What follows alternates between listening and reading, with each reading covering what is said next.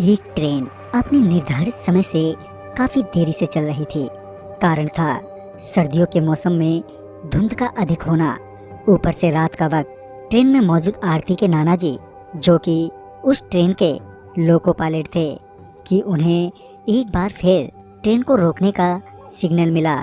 दरअसल आने वाले स्टेशन पर एक ट्रेन सिग्नल न मिलने के कारण पहले से ही खड़ी थी। कुछ देर बाद आरती के नाना जी को वहां से चलने का सिग्नल मिला।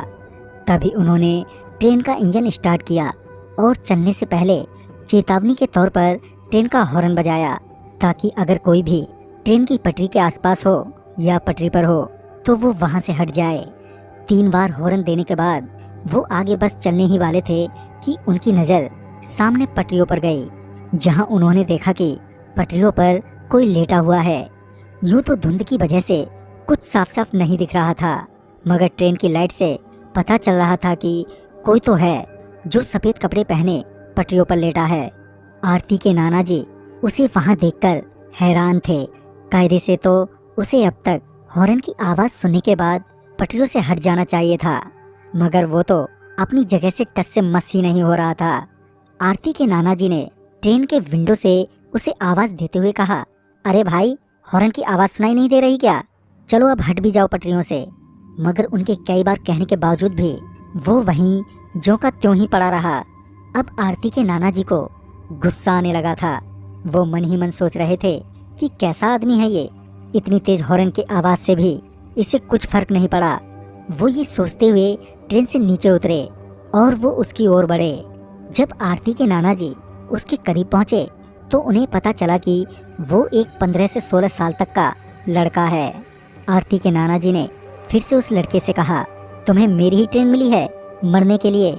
ये बोलते हुए आरती के नाना जी आगे बढ़ ही रहे थे कि वो लड़का एकदम से खड़ा हो गया।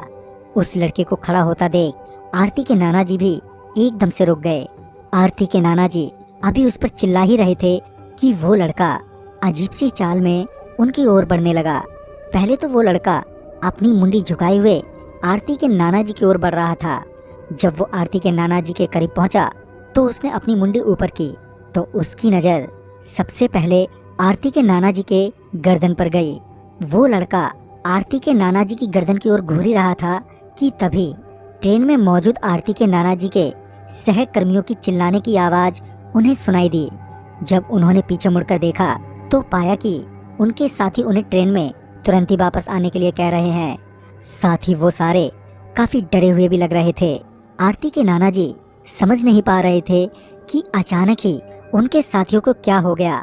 उन्होंने अपने साथियों को जवाब देते हुए कहा, हाँ हाँ आता हूँ, पहले इस लड़के से तो निपट लूँ। यह कहकर वो वापस सामने की ओर मुड़े तो वो लड़का उनसे काफ़ी दूर खड़ा था और उन्हें घूर रहा था। आरती के नाना जी का गुस्सा अभी शांत नहीं हुआ था, मगर पहले ही उन्हें काफ़ी देर हो चुकी थी और वो अब और देर नहीं कर सकते थे। लिहाजन वो वापस ट्रेन के इंजन में पहुंचे, जहां उनके साथियों ने उनसे कहा कि तुम अभी अभी मरने से बचे हो। वो कोई लड़का नहीं था, तुमने शायद उसके पैरों को ध्यान से नहीं देखा। उस लड़के के पैर उल्टे थे। अपने साथियों की बात सुनने के बाद वो एकदम से सदमे में आ गए। तभी उन्होंने मामले की गंभीरता को समझते हुए तुरंत ही ट्रेन स्टार्ट की और वो वहां से निकल गए। मगर रास्ते भर उनके मन में एक ही ख्याल आ रहा था कि वो तो मुझे कुछ भी कर सकता था। तभी उन्हें ध्यान आया कि वो लड़का उनकी गर्दन की तरफ देख रहा था। फिर जब उन्होंने अपनी गर्दन पर हाथ फेरा तो उन्होंने पाया कि उन्होंने अपने गले में बजरंग बली का एक लॉकेट पहना हुआ है। तभी उन्हें एहसास हुआ कि शायद उनकी जान बजरंग बली की वजह से बच गई। तो दोस्तों, इस कहानी में बस इतना ही। अगर आपके पास भी आरती जी की तरह ऐसी कहानियां हैं तो हमारे साथ शेयर करना ना भूलें। तो मैं